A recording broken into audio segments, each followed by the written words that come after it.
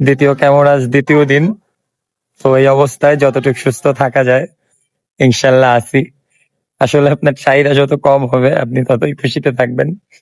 তো আসরের নামাজটা পড়লাম, 4 রাকাতই পড়ছি। দাঁড়িয়ে পড়তে পারছি আলহামদুলিল্লাহ। তো এই অনুভূতি বলে বোঝানো সম্ভব না। খাওয়া-দাওয়ার দ্বিতীয় দিনে তো আল্লাহ এতটা সুস্থ রাখুক, এইটা আশা রাখি আল্লাহ বিছানায় না ফালায়।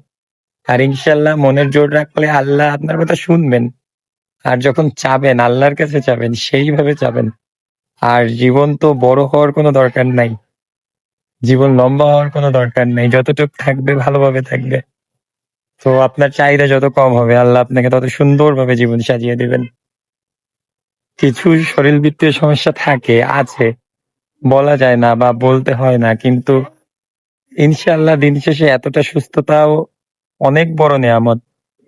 তো আমি সবাইকে বলবো, আমাকে নিয়ে অনেকেই টেনশন করেন, দোয়া রাখেন। তো তাদের সবাইকে আমিও দোয়া করি আপনারা সবাই সুস্থ থাকেন।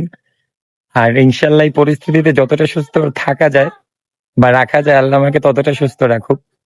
কারণ আমি জানি আমার নিজের ট্রিটমেন্টের পিছনে পুরোটাই আমারই থাকে। ওষুধ কেনা হতে শুরু করে সবকিছুই আমি নিজে করার চেষ্টা করি। তো এইটা যেন করতে পারি। আর আল্লাহ ততটুক সুস্থ রাখুক। এতটুক দোয়া রাখবেন আমার জন্য। আলহামদুলিল্লাহ ভালো আছি। স্বপ্ন অনেক বড়। সেই স্বপ্ন পূরণেও কাজ করতে হবে। এভাবেই কাজ করতে হবে, এভাবেই থাকতে হবে। আসলে ট্রিটমেন্ট প্রসেসটা অনেক লং।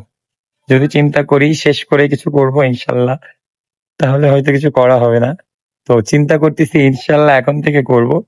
আর আলহামদুলিল্লাহ ভালো আছি। আল্লাহ হাফেজ।